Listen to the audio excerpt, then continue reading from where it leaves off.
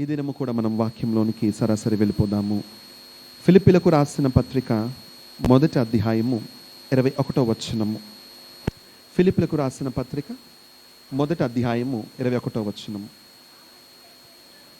నా మట్టుకైతే బ్రతుకుట క్రీస్తే, చావైతే లాభము. చిన్న మాట ప్రార్థన చేసుకొని దేవుని వెలుగులో దేవుడు నేర్పుతుండగా మనం ముందుకు కొనసాగుదాం.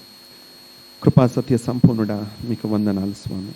వాక్యం అనే దేవా, మీకు స్తోత్రం. ఏ పాటి వారమని నీ సన్నిధికి రావడానికి ధన్యత లేని వారము, నీ స్వరము వినడానికైనను అయ్యా మా పాపపు జీవితము నీ స్వరము వినడానికి అడ్డుగా ఉంది, మా పరిస్థితి అడ్డుగా ఉంది. అయినప్పటికీ మమ్మల్ని ప్రేమించి మాట్లాడుతూ మమ్మల్ని సరిదిద్ది మాపై అత్యధికమైన ప్రేమ కలిగి మమ్మల్ని సరిదిద్దడానికి ఆసక్తి కలిగి ముందుకు నడిపిస్తున్నందుకు వందనాలు. నీ స్వరము వినగలిగిన చెవినివ్వండి, గ్రహించుకునే మనసునివ్వండి, అది పాటించి అవలంబించే ధన్యతను అయ్యా భాగ్యమును మాకు ఇవ్వమని వేడుకుంటూ, విన్న మాటలు ఇక్కడే విడిచిపెట్టి మేము ఇంటికి తిరిగి వెళ్ళిపోకుండా అయ్యా అది తీసుకొని వెళ్ళి సందర్భం వచ్చినప్పుడు పాటించే వారముగా మమ్మల్ని ఉంచమని వేడుకుంటూ యేసు పరిశుద్ధమైన నామములో మిక్కిలి వినయంతో బ్రతిమలాడి వేడుకొంచున్నాం పరమ తండ్రి, ఆమేన్. హల్లెలూయా.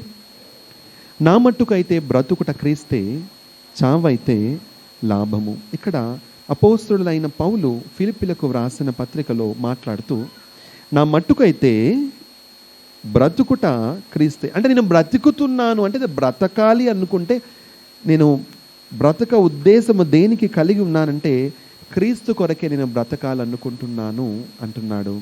చావైతే లాభము, ఒకవేళ నేను చనిపోతే అదే నాకు లాభము అని అంటున్నాడు.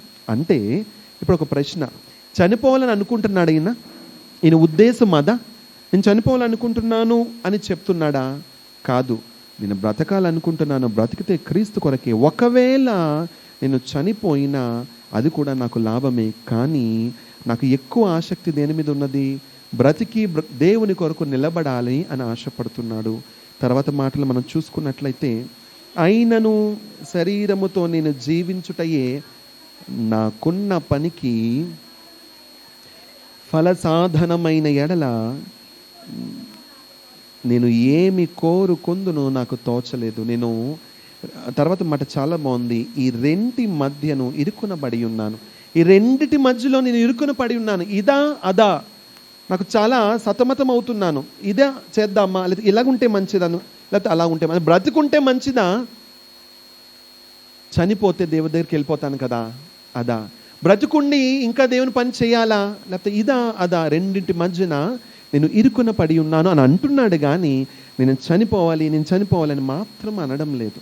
మనము కూడా ఇదే ఉద్దేశం కలిగిన వారంగా ఉందాము. హల్లెలూయా.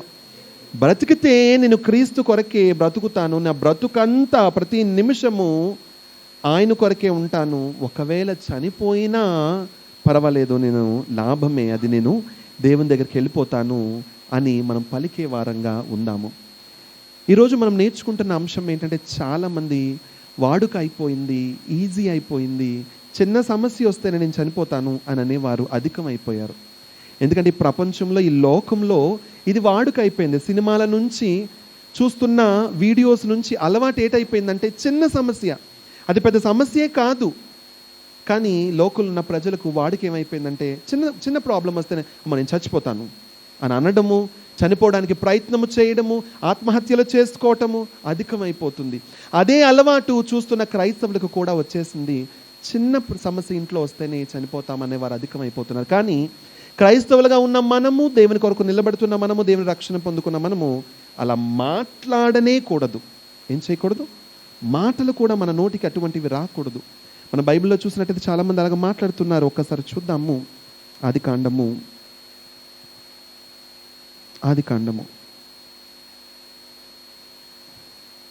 మనకి తెలుసు, కోరలేదని, అది ఆకలి వేసేస్తుందని చనిపోదాం అనుకుంటూ మాట్లాడుతున్నాడు ఈయన. ఎవరు? 25వ అధ్యాయము 31వ వచనం.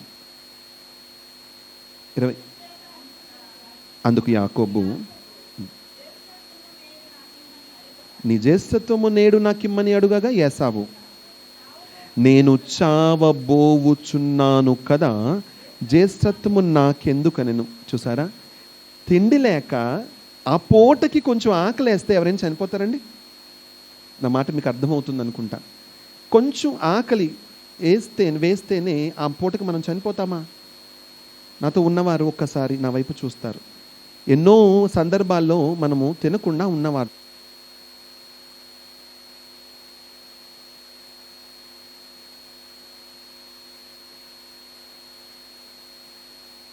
ఉపవాసం ఉంటాము, ప్రార్థనలు చేస్తుంటాము. ఉపవాసము లేకుండా నార్మల్గానే సాధారణమైన జనము పేద పరిస్థితిలో ఉంటే ఒక పూట తిండి లేని కూడా పరిస్థితి కూడా ఉంటుంది. కానీ తిండి లేకపోతేనే మనం చనిపోయిన స్థితి కాదు. హల్లెలూయా, హల్లెలూయా. కానీ ఇక్కడ ఈయన ఏమంటున్నాడంటే, నాకు తిండి లేక అయ్యో ఏంటంట నేను చావబోచున్నాను కదా, జ్యేష్ఠత్వము నాకెందుకనెను. ఒకసారి ఆలోచన చేద్దాము. కొంతమంది ఎలాగైపోయారంటే, క్రైస్తవులే, ఉద్యోగం లేదనుకోండి, నేను 3 నెలల నుండి ఉద్యోగం కోసం ప్రయత్నం చేస్తున్నాను, నాకు ఉద్యోగం దొరకట్లేదు, నేను బ్రతకడం ఎందుకు అన్న వాళ్ళు కూడా ఉన్నారు. విశ్వాసం ఉంది, వాక్య జీవితం ఉంది, ప్రార్థన ఉంది, వెనకతలు ప్రార్థన చేసే సంఘం ఉంది, ప్రార్థన బలం ఉంది, అన్నీ ఉంటాయి. కానీ ఊరికి ఏమైనా మాట్లాడేస్తారు అంటే నాకు బలం సరిపోవడం లేదు, నేను చనిపోతాను అని చెప్పేస్తుంటారు. ఏదో అంటారు, ఏంటంటారు, అప్పజెప్పలా ఏదో అంటారు కదా, ఏంటంటారు, అప్పగింతలు ఇచ్చేస్తుంటారు. ఇదిగో చూసుకో, నేను వెళ్ళిపోతున్నాను, జాగ్రత్త, ఇదిగో నా కార్డు ఇది, నా క్రెడిట్ కార్డ్ ఇది, ఏటీఎం బ్యాలెన్స్ ఇది, అన్నీ చూసుకో అని చెప్పేసిన వారు కూడా అధికమైపోయారు. అంటే ఉద్యోగం లేనంత మాత్రాన కూడా చనిపోతామా? దీనికంటే ఉత్తమమైనది దేవుడు మనకి ఇవ్వబోతున్నాడు. చూడండి, జ్యేష్ఠత్వాన్ని తీసుకొచ్చి ఒక్క పూట ఆకలి కోసం నేను చనిపోతున్నాను అని కంపేర్ చేసుకొని పోల్చుకుంటూ మాట్లాడుతున్నాడు. ఇక్కడ ఎవరు? ఏసావు. చిన్నది, లేదంటే చాలామంది ఎగ్జామ్ నేను ఫెయిల్ అయిపోతున్నాను, అమ్మో మార్క్స్ తక్కువ వచ్చాయి అని చనిపోయే వాళ్ళు కూడా ఉన్నారు. చిన్న సమస్యకే. అంటే మన విశ్వాసము, మన ప్రార్థనా జీవితము ఏమైపోతుంది? నేను మాట్లాడుతుంది క్రైస్తవేతరులు కూడా అలాగే ఉన్నారు. ఎందుకంటే వారికంటూ నిరీక్షణ లేదు, వాళ్ళకంటూ ఒక హోప్ లేదు, వాళ్ళకంటూ ఒక ఆధారం లేదు, వారికి దేవుడు ఉన్నాడు అన్న విశ్వాసమే లేదు, దేవుడితో సహవాసం లేదు. వారైతే అలాగున్నారు. కానీ క్రైస్తవులు కూడా ఇలాంటి మాటలు మాట్లాడే వారు ఉన్నారు. మనమైతే అలా ఉండొద్దు. మనం ఎప్పుడు విశ్వాసంను గురించిన మాటలే పలుకుదాము. చిన్న సమస్యకే మనం ఇటువంటి మాటలు మన నోటి నుండి రాకుండా మనం చూసుకుందాం. హల్లెలూయా, హల్లెలూయా. ఈయనంటే పరిస్థితి అలా ఉంది కాబట్టి ఈయన మాట్లాడాడు. కానీ ఈయన కంటే బలవంతుడు ఒక ఆయన ఉన్నాడు. అంత బలం కలిగినోడు. నేను మొదటి మనిషిని చూపించాను, ఎవరైనా ఏసావు. ఏం మాట్లాడాడు? ఎందుకు మాట్లాడాడు? ఆకలికి చనిపోతున్నాను అన్నాడు. కానీ ఈయనకంటే బలవంతుడు, గొప్ప కార్యాలు చేసిన వాడు, దేవుని ఆత్మతో నింపబడిన వాడు కూడా చిన్న సందర్భంలో నేను చావగోరుతున్నాను అని పలుకుతున్నాడు. న్యాయాధిపతుల గ్రంథము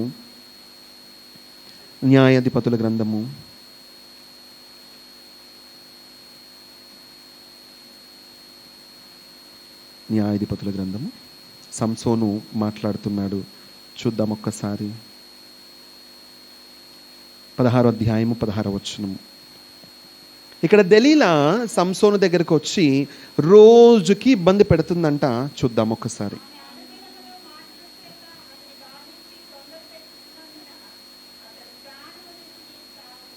ఆమె అనుదినము నా మాటల చేత అతన్ని బాధించి తొందర పెట్టుచున్నందున అతడు ప్రాణము విసికి చావగోరను. ఎంత ఆశ్చర్యంగా ఉంది కదండి. ప్రాణము విసికి చావగోరనంట. దేనికి ప్రాణం అంత విసిగిపోయింది? దేనికంటే ప్రాణం అంత విసిగిపోయింది? నీ బలం ఎక్కడుంది, నీ బలం ఎక్కడుంది అని రోజు అడుగుతుందంట, పదే పదే అడుగుతుందంట. ఒకసారి బాగా మనం ఆలోచన చేస్తే మనకు అర్థమవుతుంది.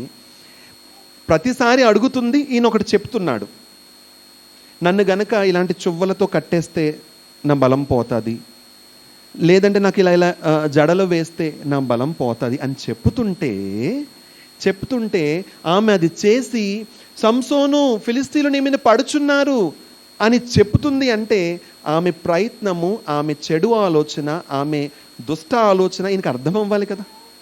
ఇలాగ అడుగుతున్నా అడగటం, అడిగిన తర్వాత ఈయన చెప్పితే అలాగే చేయటం, పడుకోబెట్టేసి లేదా నిద్రపుచ్చి అలా చేయటం, సంసోను ఫిలిస్తీయులు వచ్చి నీ మీద పడుతున్నారని చెప్తున్నప్పుడు ఈయన విరజిమ్ముకోవటం, లేవటం, వాళ్ళని కొట్టటం, ఇది సహజంగా ప్రతిరోజు అవుతున్నదే. అలా అవుతున్నప్పటికీ కూడా ఎంత బలవంతుడు, ఇంత దేవుని చేత నాజీరు చేయబడిన వాడు, వ్రతము పూనుకున్నవాడు, వ్రతము దేవుని మాటతో పుట్టబడినవాడు, దేవుని ఉద్దేశము నెరవేర్చడానికి భూమి మీదకి వచ్చిన వ్యక్తి కూడా ఏం చేస్తున్నాడు? ఆమె అడుగుతుంటేనంట విసుగుపోయి ఏం చేశాడంట, ఏంటి చూడండి, తొందర పెట్టుచున్నందున, అంటే ప్లీజ్ ప్లీజ్ చెప్పవా చెప్పవా చెప్పవా, ఇంకెదుగు అయిపోతుంది, బేగ చెప్పు అని అని తొందర పెడుతుందంట.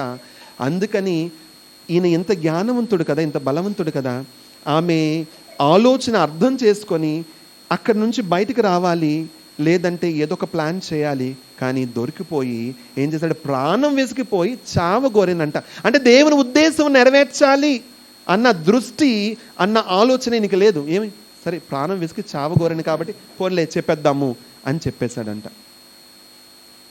దేవుని వరమును పొందుకున్నవారు, దేవునితో సహవాసం చేస్తున్నవారు, దేవుని బలము పొందుకున్నవారు కూడా చిన్న చిన్న వాటికి, ఇందాక మనం చెప్పుకున్నాం, ఆకలికే చచ్చిపోదామా అని అన్నట్టుగా మాట్లాడాడు. ఈయన కూడా దేవుని బలము పొందుకున్న వ్యక్తి కూడా చిన్న విషయానికి, ఈయన ద్వారాగా గొప్ప కార్యం చేయడం కోసమే, దేవుడు చేయడం కోసమే ఈయన పుట్టించాడన్న ఉద్దేశము తెలిసిన వ్యక్తి కూడా. అందుకే మనం చూసినట్లయితే 14వ అధ్యాయము 4వ వచనం ఒకసారి చూద్దాం.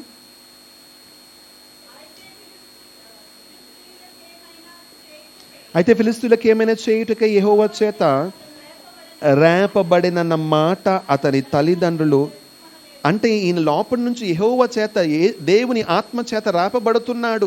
అవన్నీ తల్లిదండ్రులు తెలియట్లేదు, కానీ ఈయనకు తెలుస్తుంది కదా.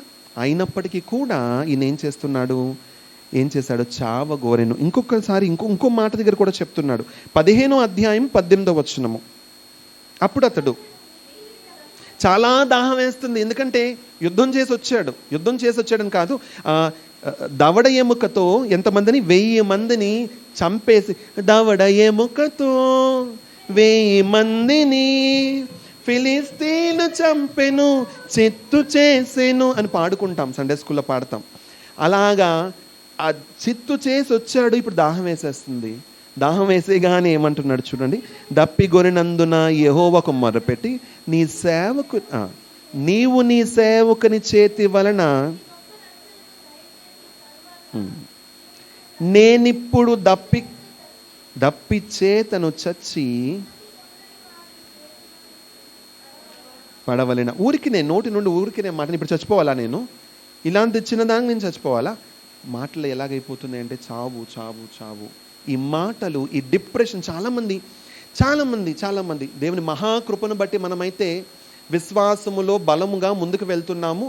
సంఘము చేత, కాపురుల చేత మనం నడిపింపబడుతున్నాం. కాబట్టి మనకి మాటలు లేవు అని నేను విశ్వసిస్తున్నాను, నమ్ముతున్నాను. దాన్ని బట్టి దేవునికి మహిమ కలుగును గాక. హల్లెలూయా. చాలామంది క్రైస్తవులు కూడా ఎలాగున్నారంటే, ఏమో తెలియని డిప్రెషన్ నాకు వస్తుంది. ఎప్పుడైనా మీరు గమనించారో లేదో, చాలామంది ఎలా అంటారంటే, నాకు తెలియదు, నాకు తెలియకుండానే అలా కృంగిపోతున్నాను నేను. ఒక కారణం కూడా లేదు, కారణం లేకుండానే నాకు అలాగా బలహీనంగా అనిపిస్తుంది, మనసులో ఏదో అనిపిస్తుంది, ఏదో ఆందోళన. కొత్త పదం ఇప్పుడు ఏమైపోయిందంటే ఆందోళనగా ఉంది, నేను ఏమైపోతానో నాకు తెలియదు అని అంటున్న వారు ఉన్నారు. అలాగే మనం బైబిల్లో చూసినట్టయితే ఇలాంటి వారు కూడా ఉన్నారు. కానీ అలాగ మనం మాట్లాడకుండా ఉండాలి, ఆ మాటలు మన నోటికి రాకూడదు అన్న విషయాన్ని మనం చూసుకుంటున్నాము. ఇలాగే ఇంకొక వ్యక్తి, బలమైన వ్యక్తి కూడా మాట్లాడుతున్నాడు. ఇంకొక ఆయన కూడా ఉన్నాడు, చాలా బలవంతుడు అంటే శరీర బలము కాదు, కానీ ఆత్మీయ స్థితిలో ఎంతో బలవంతుడు. మొదటి రాజుల గ్రంథము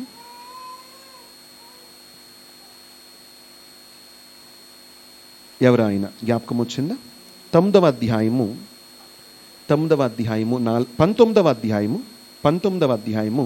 4వ వచనము.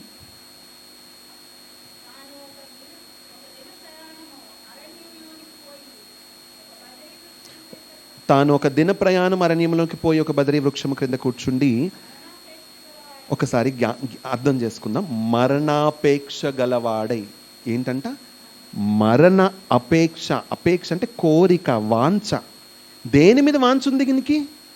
మరణం మీద. అంటే మీకు అర్థమవుతుంది అనుకుంటున్నాను. మరణ భీతి వేరే. మరణ భీతి అంటే భయం.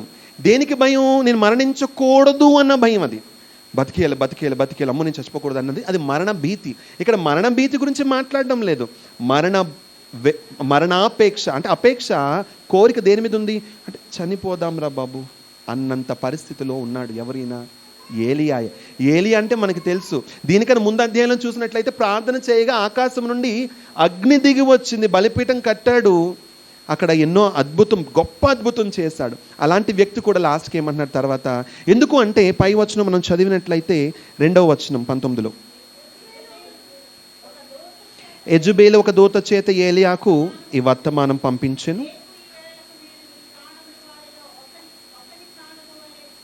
అంటే చనిపోయిన ప్రవక్తలలాగా నిన్ను కూడా నేను చేస్తాను, ఈ వేళకు నేను నీ ప్రాణమును వారిలో ఒకని ప్రాణము వలె చేయని ఎడల దేవుడు నాకు గొప్ప అపాయము కలుగజేయనుగా. ఇక్కడ యెజెబెలు అంటుంది నిన్ను అంటే డైరెక్ట్గా ఏమంటే నిన్ను చంపకపోతే దేవుడు నాకు అపాయం చేయనుగా, అంటే నిన్ను చంపుతాను అని అనగానే ఈయనకు భయం పుట్టేసింది. అమ్మో నేను కూడా చనిపోయిన పరిస్థితి అని భయం వచ్చింటుంది.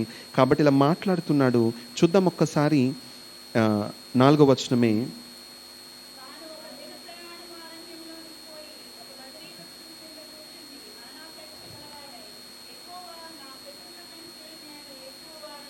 నా పితరుల కంటే నేను ఎక్కువడను కాను, ఇంత మటుకు చాలును, నా ప్రాణము తీసుకొనమని ప్రార్థన చేశాను. ఆఖరికి ఏమైనా ప్రార్థన చేశాడు, నా ప్రాణం తీసుకో ప్రభువా అని ప్రార్థన చేశాడు. మాటికి ఇక్కడ 3 సందర్భాల్లో అనుకుంటాను దూత వచ్చి అడుగుతుంది, మాట్లాడుతున్నాడు. దూత వచ్చి మాట్లాడుతుంటే అక్కడ చెప్తున్నాడు. చూడండి ఒక్కసారి 9వ వచనము, అచ్చట ఉన్న ఒక గుహలో చేరి బస చేసని యెహోవాకు అతని ప్రత్యక్షమై, ఏలియా ఇచ్చట నీవేమి చేయుచున్నావని అతని అడుగగా అతడు, ఇశ్రాయేలు వారు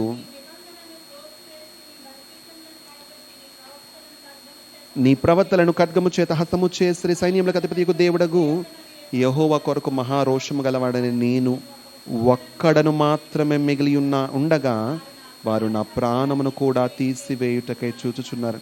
అంటే నా ప్రాణం తీసేద్దాం అనుకుంటున్నారు, నేను ఒక్కడనే మిగిలిన్నాను, నా ప్రాణం తీయడానికి చూస్తున్నారు. మరలా చూడండి ఒకసారి 13వ వచనములో,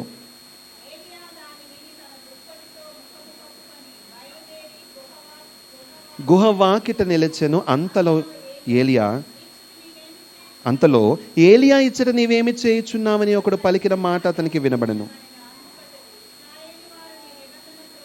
మరలా సేమ్ అదే చెప్తున్నాడు. ఇశ్రాయేలు వారు నీ నిబంధన త్రోసి వేసి నీ బలిపీఠములను పడగొట్టి నీ ప్రవక్తలను ఖడ్గము చేత హతము చేసి సైన్యములకు అధిపతియగు దేవుడు నాకు యెహోవా కొరకు మహారోషం గలవాడని నేను ఒకడు మాత్రమే మిగిలి ఉండగా వారు నా ప్రాణము తీసివేసుటకే చూచున్నారు. అంటే మాటికి ఇక్కడ ఏం చేస్తున్నావు అంటే, అమ్మో నా ప్రాణం తీయాలనుకుంటున్నారని మాటికి చెప్తున్నాడు. అంటే ఆయన ఆలోచన ఎంతవరకు వెళ్ళిపోయింది, ఇంకా సరే ప్రభువా నా టైం అయిపోయింది, నేను వచ్చేస్తాను అన్నట్టుగా నన్ను తీసేసుకో అని మాట్లాడుతున్నాడు.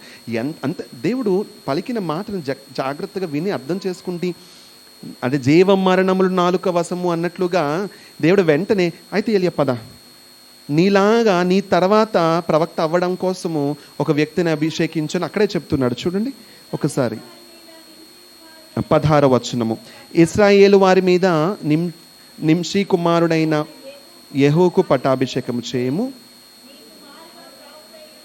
నీ కుమారుగా ప్రవక్త అయ్యుండుటకు అబేల్హోలావాడైన షాపాతు కుమారుడైన ఎలీషాకు అభిషేకము చేయము. వెంటనే ఇలా అన్నాడు కాబట్టి దేవుడు సరే నీ తర్వాత, కానీ ఆ తర్వాత గొప్ప కార్యాలు చేశాడు. కానీ ఎంత గొప్పవాడు అంటే ఈయన చూడండి ఒక్కసారి 18వ అధ్యాయము 12వ వచనము,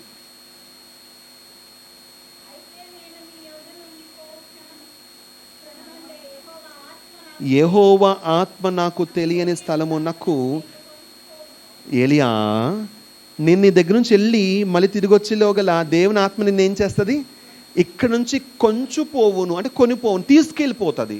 అంటే ఏలియా ఎలాంటి వాడంటే ఇలా అనుకుంటే ఇక్కడ ఉంటాడు, మళ్ళీ తీసుకెళ్ళి దేవుడు ఇంకో దగ్గర పెట్టేస్తే కనుక అలా వెళ్ళి అక్కడ దేవుడు పెట్టేయగలడంట. అంత గొప్ప వ్యక్తి, అంత ఆత్మాభిషేకము కలిగిన వ్యక్తి. ఆయన కూడా ఒక సందర్భంలో ఏమంటున్నాడు, ప్రభు నన్ను తీసుకుంటే విసిగిపోయాడా, లేకపోతే ఇంక వద్దనుకుంటున్నాడా, ప్రభు నా వల్ల కాదంటున్నాడు. కానీ అయినప్పటికీ దేవుడు ఆయన ద్వారాగా గొప్ప అద్భుతం తర్వాత చేశాడు. హల్లెలూయా. కాబట్టి మనం నేర్చుకుంటున్న ఒకటే చిన్న అంశము, చిన్న విషయము, అది చిన్నదిగానే ఉన్నది కానీ అది చాలా ప్రాముఖ్యమైనది. ఏంటి చిన్న విషయం అంటే, మనం మాట్లాడేటప్పుడు అనవసరమైన ఈ మాట మాటి మాటికి మనం చెప్పకూడదు. మాటి మాటికి కదా ఒక్కసారి కూడా మనం చెప్పకుండా ఉండేటట్లు. ఏ మాట అది? ఊరికనే చనిపోతాను, ఊరికనే అయ్యో ప్రాణం విసిగిపోయింది చాలు ఇంకా అని అనొద్దు. ఎంతవరకు దేవుడు ఆయన ఆయుష్ ఇచ్చి ఆయన పని మన ద్వారాగా చేయించాలి అని అనుకుంటుంటే అంతవరకు, అనుకుంటున్నంత వరకు మనం ఆయనకు అప్పచెప్పుకుంటూ మనకు ముందుకు వెళ్దాము. ఎవరిలా మాట్లాడదాము? పౌలు వలె మాట్లాడదాము. ప్రభువా, నాకు శక్తినివ్వు, నాకు బలమునివ్వు, నీ చిత్తమైతే నీ దగ్గరికి వస్తాను, కానీ ఇంకా బ్రతికి నీ పని నేను చేస్తాను అనే వారంగానే మనం మాట్లాడుతూ ముందుకు వెళ్దాం. హల్లెలూయా. మన మరణము వలన, మన చావు వలన ఎవరికైనా ఉపయోగం ఉందా? ఒకసారి ఆలోచించండి. లేదు. మనం బ్రతుకుంటే కొంత దేవుని పని చేయగలమేమో, కానీ చనిపోయిన తర్వాత ఏం ఉపయోగం లేదు. చనిపోతే ఏమైనా ఉపయోగం ఉందా? లేదు. దేవుని సన్నిధికి వెళ్తాము, అది మనకు సంతోషమే, కానీ ఇతరులకు ఏమాత్రము ఉపయోగం ఉంటుందో లేదో తెలియదు అందామా? లేదు. ఈ మధ్యకాలంలో ఏమైపోయిందంటే, నా ఐస్ డొనేట్ చేస్తాను అంటున్నారు. అది శరీరం ఉపయోగపడొచ్చేమో, కానీ ఇంకా ఏ విధంగా మనం ఉపయోగపడలేము. కానీ ఒక్కరి మరణము మాత్రము ఉపయోగం ఉంది. ఆయన భూమి మీదకి వచ్చిందే మరణం అవ్వడానికి. చప్పట్లు కొట్టి మహిమ దేవునికి కలుగునట్లుగా చప్పట్లు కొడదాం. ఎవరు ఆయన? యేసుక్రీస్తు మాత్రమే. హల్లెలూయా. ఆయన వచ్చిందే భూమి మీదకి మన కోసం మరణించటానికి. ఫిలిప్పీలకు రాసిన పత్రిక 1వ అధ్యాయంలో మనం చదువుకున్నాము. ఇప్పుడు 2వ అధ్యాయంలోనికి వెళ్ళిపోదాము. 2వ అధ్యాయము 8వ వచనము చదువుకొని మనం ముగించుకుందాం. మరియు ఆయన ఆకారమందు మనుష్యుడుగా కనబడి మరణము పొందునంతగా, అనగా సిలువ మరణము పొందునంతగా విధేయత చూపిన వాడై తన్ను తాను తగ్గించుకొనెను. ఎలాగంట? సిలువ మరణము పొందునంతగా విధేయత చూపిన వాడై తన్ను తాను తగ్గించుకొని. ఆయన వచ్చిందే మరణం అవ్వడానికి. ఆ మరణము ద్వారా మనకు జీవము, ఆ మరణము ద్వారా మనకు రక్షణ, ఆ మరణము ద్వారా మనము దేవునిలోనికి వస్తున్నాము, దేవునిలోకి దాటుతున్నాము, మన పాపము నుండి జీవంలోనికి దాటుతున్నాము. కానీ అలాంటి ఆయనే మాటి మాటికి ఆ మరణం గురించి మాట్లాడకుండా దేవుని చిత్తము కోసం, టైం కోసం ఎదురు చూస్తూ చెప్పుతున్నప్పటికీ కృంగిపోయి మాట్లాడకుండా దేవుని చిత్తం కోసం ఎదురు చూశాడు. ఆయన మరణం మనకెంతో అవసరము, ఉపయోగము. లేనట్లయితే, అది జరగనట్లయితే మనం ఈరోజు ఇలా ఉండము. కానీ ఆ మరణాన్ని మనము జ్ఞాపకము చేసుకుందాము, అర్థము చేసుకుందాం. యేసు ప్రభు ఎందుకు మరణించారు భూమి మీద అంటే, ఆయన రక్తము కార్చినట్లయితే ఆ రక్తము ద్వారాగానే మనకు రక్షణ, విమోచన. ఆయన అంగీకరించినట్లయితేనే మనకు విమోచన. ఆయన భూమి మీదకు వచ్చి పరిశుద్ధుడు గనుక, అని ఏ పాపమును ఎరుగని వాడు గనుక, ఆయన దేహములో, ఆయన రక్తములో ఏ పాపము లేదు గనుక ఆయన సిలువలో మరణిస్తే, ఆ రక్తాన్ని మనం అంగీకరించినట్లయితే, ప్రభువా నీవు దేవుడవని, నీవు మాత్రమే దేవుడవని నేను ఒప్పుకొనుచున్నాను, నమ్ముతున్నాను అని మన నోటితో పలికి మనం అంగీకరించి బాహాటముగా బాప్తీసం తీసుకున్నట్లయితే మనము ఆయనలోనికి వస్తాము. మనం బ్రతుకుతాం. అప్పుడు మనం బ్రతుకుతాం. అసలైన బ్రతుకు అది ఇంపార్టెంట్. ఎందుకంటే మనం ఇలా కనబడుతున్నాము, కానీ పాపములో ఉన్న మనము చచ్చిన వారంగానే ఉన్నాం. అప్పుడు మనం జీవంలోనికి దాటుతాము, అప్పుడు మనం జీవిస్తాము, బ్రతుకుతాము. దాని గురించి మనం ఆలోచిద్దాము, దాని గురించి మనం మాట్లాడుకుందాము. నిజమే, నేను చచ్చిన వాడను అందాము, కానీ ఏ విషయంగా అందాం? పాపము చేత చచ్చిన వాడను ప్రభువా, కానీ నీ ద్వారా నీవు నన్ను బ్రతికించు అని దేవుణ్ణి, నీ వాక్యము ద్వారా నన్ను బ్రతికించు, నీ రక్తములో నన్ను కడిగి నన్ను పరిశుద్ధపరిచి నన్ను బ్రతికించు, నీ జీవంలోనికి నన్ను తీసుకురా అని అడుగుదాము. అట్టి వారంగా ఉందాము. సాధారణముగా చిన్న చిన్న సమస్యలకు నేను ఎందుకు బ్రతకటం అని అనకుండా, మరణము మాత్రమే అవ్వడము కోసము వచ్చిన యేసు ప్రభుని అంగీకరించి ముందుకు కొనసాగుదాము. అట్టి మనస్సు, జ్ఞానవంతమైన మనస్సు, విశ్వాసము కలిగిన మనస్సు దేవుడు మనందరికీ అనుగ్రహించునుగాక. ఆమేన్. హల్లెలూయా. వాళ్ళలోనికి చేతులు ఉంచుదాము, ముందుకు వెళ్ళిపోదాము.